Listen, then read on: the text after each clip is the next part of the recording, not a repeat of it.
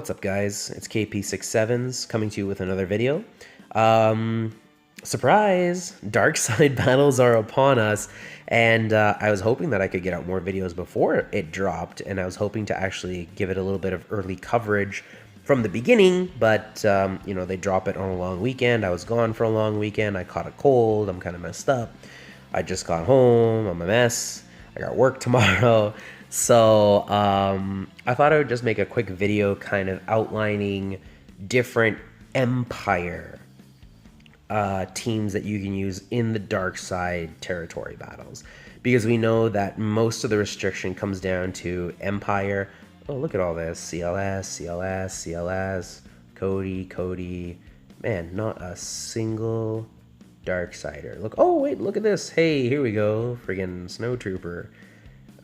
Just chilling there. Oh, let's just click Akbar. That's whatevs. Here we go. So as you can see here, guys, these three teams right here in the middle, these teams I think are the ideal sort of setup for what we're having in territory battles, depending on what you have. If you don't have certain characters, it's okay. You'll just have to mix and match, but I'm trying to come up with specifically key conceptual points for building teams for this territory battle. The Empire is generally pretty tanky.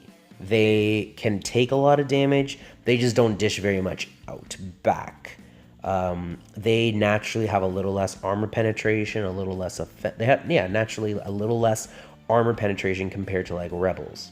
You know, for instance, Han Solo, his ridiculous ass, he has an armor penetration of 149, so he does a lot of damage, and Death Trooper has an armor penetration of 90.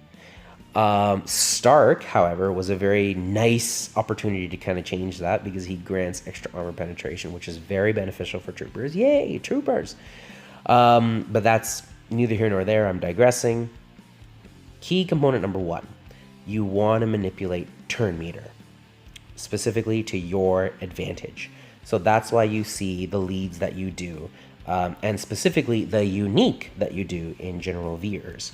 So all three of them, Thrawn, Palpatine, and Veers, in some way, shape, or form manipulates TM. Thrawn gives an extra 20% turn meter whenever they take debuffs, and we know that the rebels throw debuffs. Excuse me. Palpatine gives extra turn meter for every debuff thrown on by an Empire character. So that's how you gain turn meter into Palpatine. And Veers, with his Zeta, every time there's a kill, troopers gain 50% turn meter and offense up. So, based around that, the way that I chose to set it up was that for this team right here, I threw in Krennic and Death Trooper and Gar Saxon and Imperial Super Commando. So Krennic and Death Trooper I've covered pretty heavily in their own little personal review videos of the Imperial Academy. You can check them out on my channel. But suffice to say, the other number two thing that you should be keeping in mind is controlling abilities. Death Trooper, on people with no buffs on them, can throw his Death Trooper grenade and increase cooldowns on people without buffs. Now, this does not apply to elites. If there are elites on the ground, they will still be able to use special abilities. But if they're support characters or attackers, guess what? Krennic can back them up using his second special to either ability block them or stun them, or if they're a tank, to prevent them from even putting buffs on themselves with a buff immunity. ISC achieves the same thing, where he can throw on buff immunities after dispelling his opponent. And Gar Saxon is there as kind of your turn meter controller. If they're over 50% turn meter, he reduces it. If they're below 50% turn meter, he does double damage with his AoE, which is like amazing. In addition, both Thrawn and Imperial Commando, they have the ability to counter. Thrawn when he's in fracture mode, and ISC has a natural 70% chance to counter. If they happen to counter, Gar Saxon will jump in to assist. And the other thing about ISC is that if they're below 50% turn meter, he will shoot twice, which means Gar Saxon will shoot twice. So I really recommend you mod Gar Saxon, if you happen to have him, to offense and critical chance, because you want him hitting as hard as you possibly can. Now, Krennic lead, I personally don't think it's the best. I like the ability block component seems helpful, given that but as a result, you'd have to run him in a very debuff heavy team, and I already have Palpatine doing that. Gar Saxon just does not work. There's no AoE character. There's no character using AoE attacks, and generally speaking, with all the debuffs that they throw on, sometimes they can stun your characters, and that's kind of what happened to me. Anytime the commando was hit, he was stunned, so he couldn't counter, which wouldn't activate Gar Saxon, which kind of, you know, screwed the pooch for me there. But that's neither here nor there. There's a lot of mini synergies in between this team, which allows it to thrive. And as you can see here from a day 4 video, a day 4 photo showing the last wave, you know, and they're basically all good amounts of protection. Gar and ISC, they kind of took a little bit of damage, but, you know, Thrawn, Death Trooper, and Krennic are just chilling, you know? So that's one team. Ooh, I hit the wrong thing. Sorry, guys. There we go. All right, second team here. Palpatine, Vader, Tarkin, TIE Fighter Pilot, and Shore Trooper. So like I said, Palpatine grants turn meter to characters who to Empire characters who land debuffs. So do you notice a trend here? The trend here is that Vader, Tarkin, and TIE Fighter Pilot all throw AoE debuffs, which means, guess what? After they use a special, they get to go again. So if there's debuffs thanks to TIE Fighter Pilot, he can shoot someone for insane amounts of damage because of the amount of offense that he gets, as well as increasing his turn meter gain back because of the way that his unique works. Tarkin can go back to back between throwing on intimidation tactics, so mitigating damage, which protects Shore Trooper in the long run, as well as ultimate firepower, which slows down the opposition by removing their turn meter.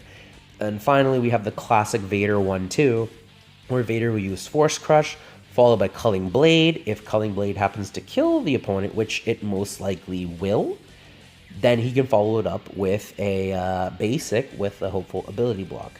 Palpatine is also there to stun anybody that he can. If he happens to be getting hit a little bit, he ends up losing a little bit of health.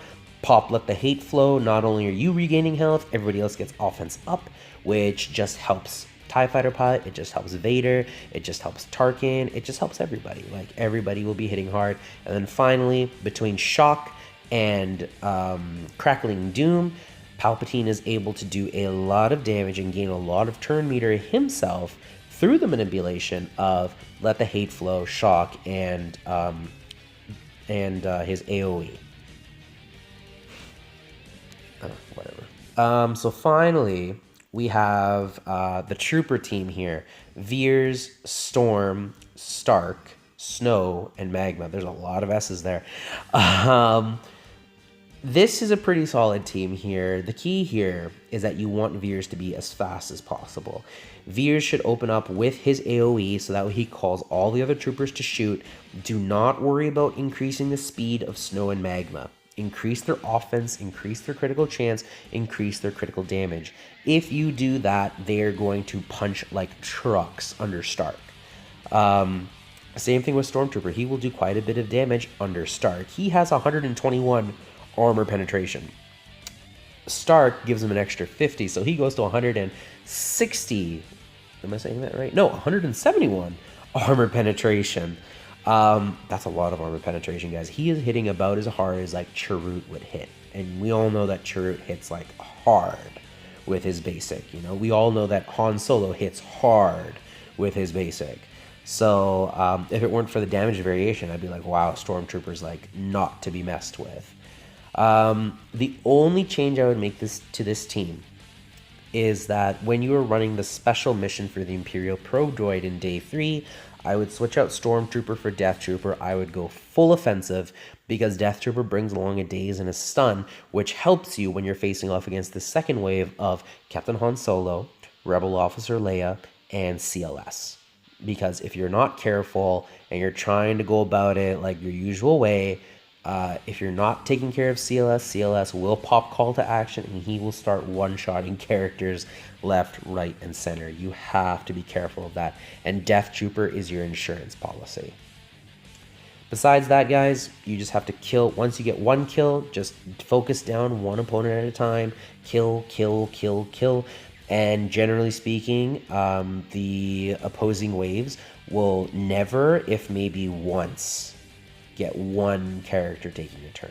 That's how potent Vader's Zeta is, and that's why for this territory battle, this is like the #1 Zeta. If you do not have the Zeta, get the Zeta.